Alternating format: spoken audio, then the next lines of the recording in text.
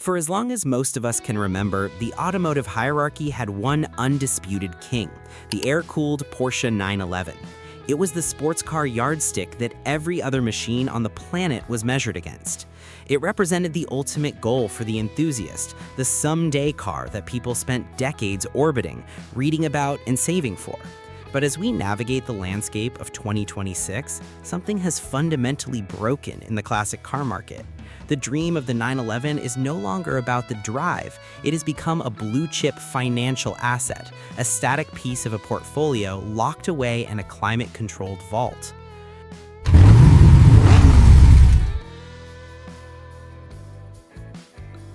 This has left a massive echoing vacuum in car culture. A new generation of collectors, Millennials and Gen Z, are looking at these garage queens and deciding they want something else entirely. They aren't interested in buying a car they are too afraid to drive. They are ditching the 911 and pivoting to a long-forgotten era of Porsche engineering that is finally having its day in the sun, the transaxle renaissance. We are talking about the front-engined, water-cooled legends, the 924, the 944, the 928, and the ultimate 968. Once dismissed by the established purists as unconventional or entry-level, these cars are now the hottest commodities for anyone under 40 who actually wants to experience the road. Today, we're going to explore the data, the engineering, and the culture behind why the smartest money in 2026 is being spent on the cars that the traditional establishment used to ignore. To truly understand why this shift is happening, we have to look at the cold, hard numbers of the 2026 market. The barrier to entry for an air-cooled 911 has reached stratospheric levels that effectively lock out the next generation of drivers. According to the latest valuation data, the price floor for even a moderate condition 911 Carrera has stabilized at levels that are simply insurmountable for the average professional under 40. In today's market, a 2026 Porsche 911 Carrera, a modern car, serves as a benchmark, but its heritage counterparts have detached from reality. We are seeing auction results where high-performance variants and rare historical models have reached valuations that parallel high-volatility equities. Think about it. A 1990 Porsche 911 Coupe, reimagined by Singer, recently sold for over $1 million. A 1992 Targa version went for over $1.1 million. Even a 1998 911 Turbo S WLS2 is fetching nearly $700,000. For a younger collector, even a $200,000 entry point for a driver-quality car often requires significant liquid capital that is frequently diverted toward real estate or other diversified investments. The 911 has matured into a blue-chip asset, which means it's no longer a car you take to the grocery store or drive through a canyon on a whim. It has become a static investment, and that static nature is the exact opposite of what younger enthusiasts crave. This brings us to the psychological shift.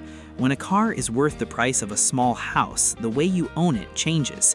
This has birthed the garage queen philosophy. Owners are maintaining annual mileage below 1,000 miles and utilizing climate-controlled storage to preserve every bit of resale value. They worry about the pendulum effect of the rear engine layout not because they can't handle the physics, but because a minor fender bender or a rock chip in a 1998 911 is now a financial catastrophe. Younger collectors are rejecting this entirely. They are seeking emotional anchors and mental clarity. They want a vehicle that serves as a lifestyle enabler, something that can carry gear for a weekend trip, survive a track day, and provide a visceral escape from their digital lives without the constant dread of depreciation. This is where the Transaxle platform shines. The engineering of the 924, 944, 928, and 968 was, in many ways, ahead of its time. While the 911 is legendary for its unique rear-engine character, that layout demands constant adaptation from the driver. As the fuel tank empties, the weight bias changes, and the car requires a specific level of skill, courage, and quick responses to master. In contrast, the transaxle models were designed for absolute balance. By separating the engine and the gearbox, placing the engine at the front and the transmission at the rear, connected by a rigid torque tube, Porsche achieved a near-perfect 50-50 weight distribution. The handling dynamics of a transaxle Porsche are defined by neutrality and stability. While a 911 can be susceptible to trailing throttle oversteer, where the heavy rear end wants to become the front end if you lift in a corner, the transaxle models are lauded for their effortless control and telepathic reaction to driver input. This balance isn't just about track times, it's about confidence. Even decades after they rolled off the line, these cars feel fresh, sporty, and manageable. Engineers in 1978 named the 928 Car of the Year because of this extraordinary road holding and tracking stability. For the young collector in 2026, this isn't a budget choice. It is an endorsement of a superior engineering philosophy for real-world driving. But engineering is only part of the allure. We also have to talk about the visual language of the digital generation. For Millennials and Gen Z, the 1960s curves of the early 911 are respected, but they don't hit the same way the wedge-shaped styling of the 80s and 90s does. We are currently living through a massive rise in synthwave culture and retro-futurism. To a younger enthusiast, the Porsche 928 and 944 represent a science fiction aesthetic. They mirror the optimism and experimentalism of the 1980s, an era that marked the transition from the analog industrial world to digital modernity. Perhaps the most emotive symbol of this era is the pop-up headlight. There is a sense of absolute coolness at the touch of a button when those lights rotate into place. It's a feature that feels special, analog, and mechanical in a way that modern LED strips never will.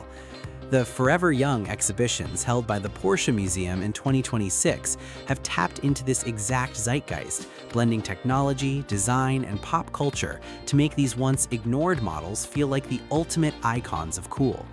And unlike the 911, these cars are genuinely practical.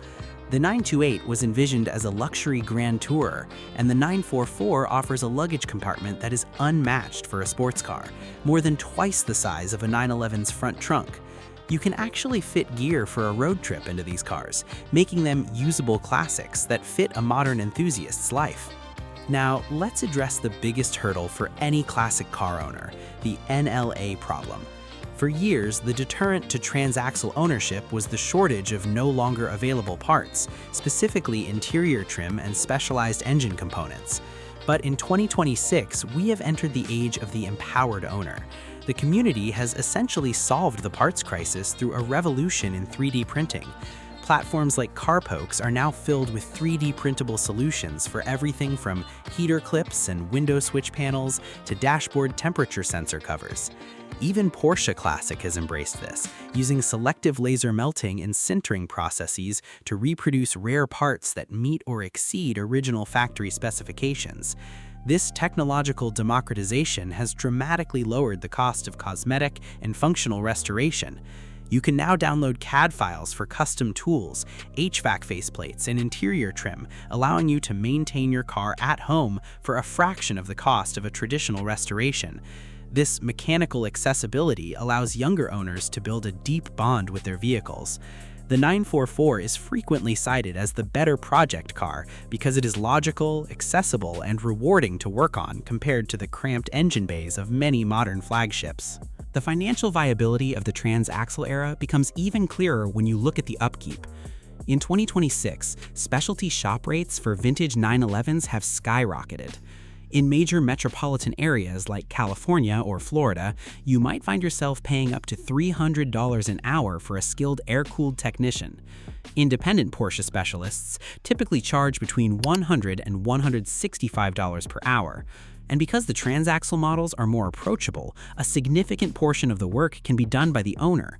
By performing their own intermediate or major services, like the timing belt replacement on a 944, young owners can maintain their cars for a fraction of the cost of a 911.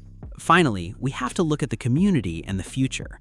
The culture surrounding transaxle Porsches in 2026 has become more inclusive and less focused on matching numbers perfection. Events like Air Water in Southern California have pioneered this, celebrating the entire breadth of Porsche history in an immersive format. While the 911 community often prioritizes factory original state, the transaxle world has embraced the Sonderwunsch philosophy of individualization.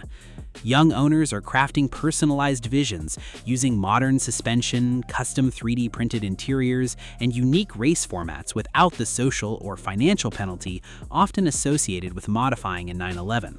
So, what is the forecast? Market analysts are increasingly viewing the 924, 944, 928, and 968 as modern classics with significant growth potential. As we move toward a world of electrification and hybridization, like the new 2026 911 GTS-T hybrid, the analog renaissance is creating a secondary scarcity for pure internal combustion models. The smartest money in 2026 is gravitating toward these cars. We're seeing median values for the 968 around £20,000, and analysts forecast that as personalization becomes a luxury norm, values for well-preserved transaxle rides could double by 2030. The 928 GTS is already being viewed as a blue-chip potential, serving as the ultimate hedge against an electric future. In conclusion, the Porsche 911 will always be the yardstick. It is an inevitable milestone of financial arrival. But for the next generation of collectors, the 911 has become a museum piece, an asset to be protected rather than a machine to be used. The spirit of pure, unadulterated Porsche driving is alive and thriving in the transaxle renaissance. These cars offer the engineering balance, the digital era aesthetic, and the DIY empowerment that defines the modern enthusiast. The dream of the 911 may be locked in a vault, but the transaxle icons are on the road, where they belong. The smartest money in 2026 isn't spent on the cars the establishment loves, it's spent on the cars that make you feel something every time you turn the key. Thanks for watching. If you're a transaxle owner, let me know in the comments. Are you keeping yours factory original, or are you embracing the individualization movement? And if you're still saving for your first Porsche, has the 50-50 balance of the front-engine era finally swayed you away from the 911?